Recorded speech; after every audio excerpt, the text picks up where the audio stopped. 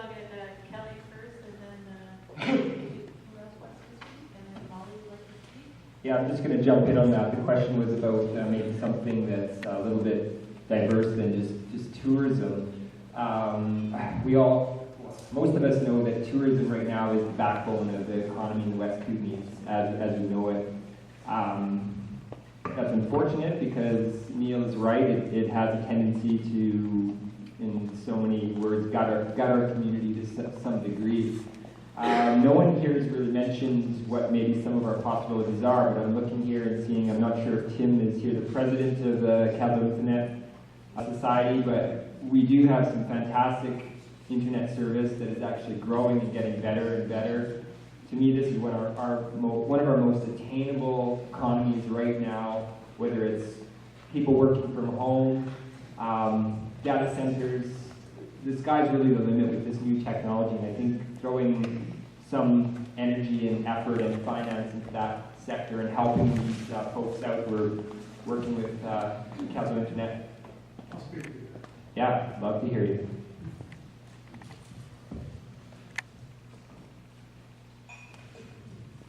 One of the reasons I got involved with Kaslo Internet in the first place was because when I moved here, I was a telecommuter. The way I've been able to live in Kaslo and live well is by taking my income from the larger technical economy across Western Canada. So this marketplace lets me take a damn fine living, thank you very much, and spend it living in a place that I consider pretty close to paradise. In the roughly 15 years that I've lived in Kaslo Heights on Harkness Avenue, this was also one of the neighborhoods that was very early served with high-speed fiber direct connections. Most of Harkness Avenue now is occupied by mostly people who are telecommuters. And I think we have a few dark houses there as well, but they are distinctly the minority. And I think the opportunity we have is to grow that economy. We're trying to get the counselors to speak, and I have a few more that want to speak on that subject, but thanks. And so I'm going to have Rob, and then Molly, and then Rachel. Do you want to speak after that? Great minds must think like Kelly, because I was looking at Tim and thinking the same thing. That, with the introduction of Kim, people are able to stay in their homes and live in Kaslo. There's a family up the lake. He travels down to Vancouver once a month, but he does all of his work online.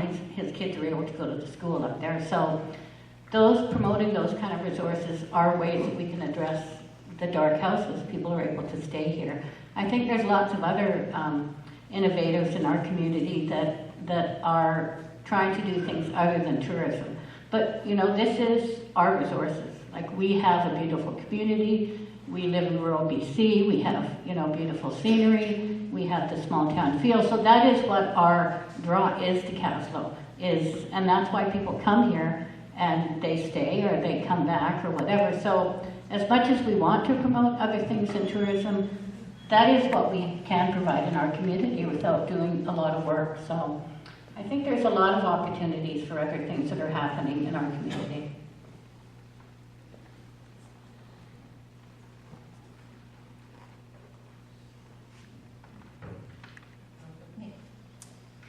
I wasn't sure if anyone else was lined up to speak, but I thought it was Rob was going to speak. no, Rob. Okay, so I'll let Michael go first, because Rob, if he was in, that's fine. So the question is innovative ideas for the economy in order to alleviate the poverty, basically. We've entered the 21st century. We have technology at our fingertips. I think we've got a lot of people that are very educated. I think I was watching a documentary on people living in tree houses in Costa Rica, which may sound funny, but they're in the middle of the jungle, and they're actually Europeans doing their businesses from these tree houses, because the world's a small place now with technology. I think what we need to do is keep our minds open and grab every opportunity we can see. I heard that there was a parapsychology group that wanted to come here and film looking for ghosts in our village hall. Well, I think that was a golden opportunity, but it doesn't sound like they're getting a lot of real support. Hell, I'd be encouraging them, I'd be supplying the coffee and we'd be staying overnight. But it sounds like they can only stay during business hours. You think we've got the Valley of the Ghosts, we've got a heritage here that is unreal. And I think we should exploit that. The knowledge, anything. Like, this is why I'm thinking Council Acts. They know the basics, like, let's make Kaslo open, which means exploitation, really. That's what the term is. Instead of using opportunities. This group would be on TV, it'd be on the internet. It would make Kaslo even more known. And I think Council is too in the box. They can't think outside the box. That's why I urge you to vote for the rest of us.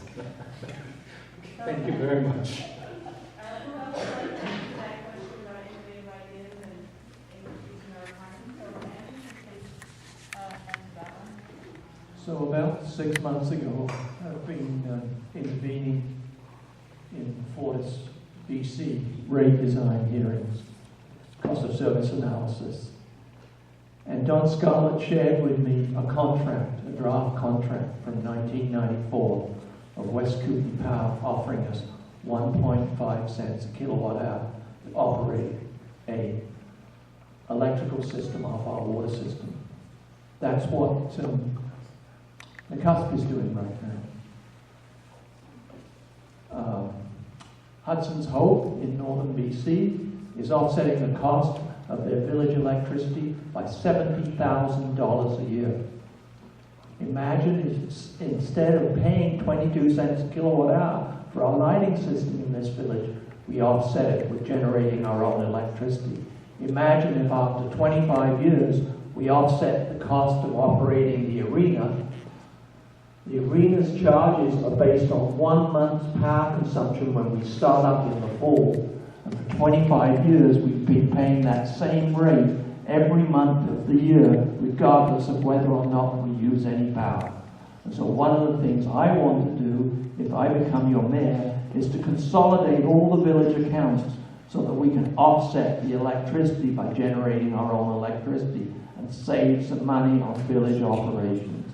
Thank you.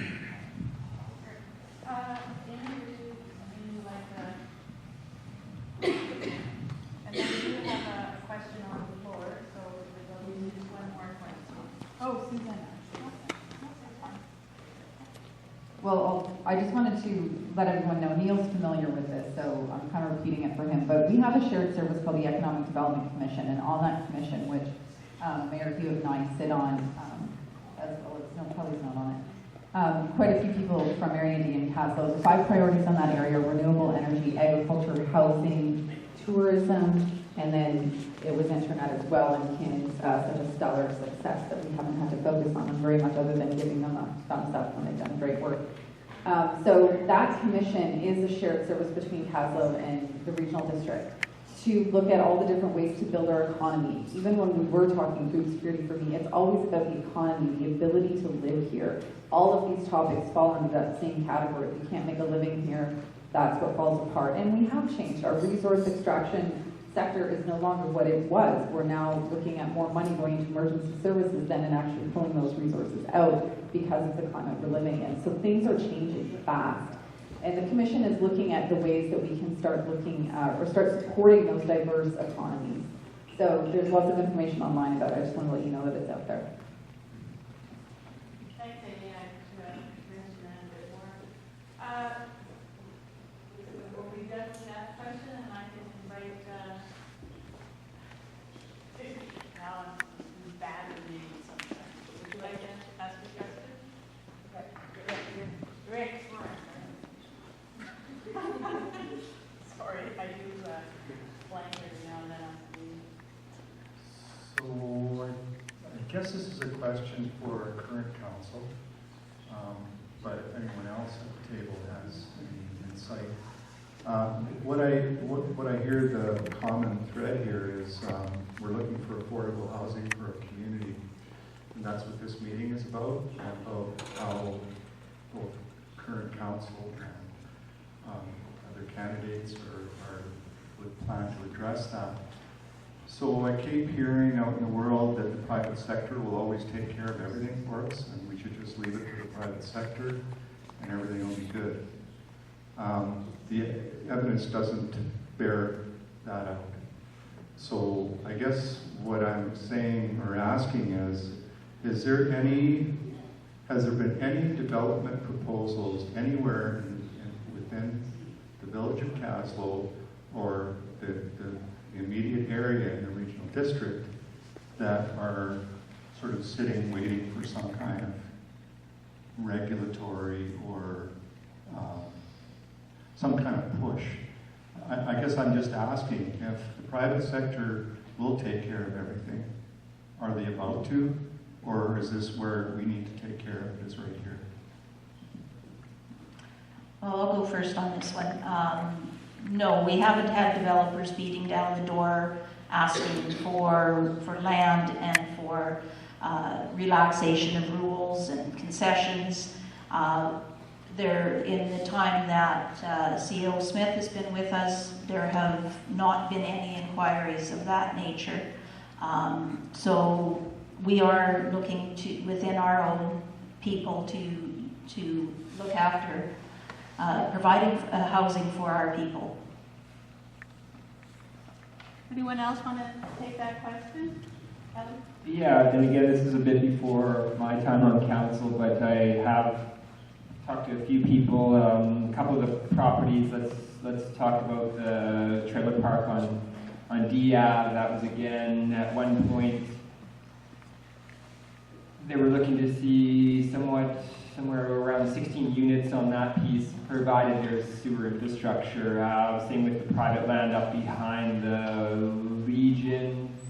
Again, looking to put in apartment complexes, but looking for that sewer infrastructure piece. So again, this council has paved the way, and I have to say it's quite unprecedented in my rounds throughout municipal government, actually at UBCM, getting a chance to talk to other communities. What we're doing in this municipality with the sewer plan, it is unprecedented. Not too many towns our size are pulling this stuff off, so got to applaud our staff and council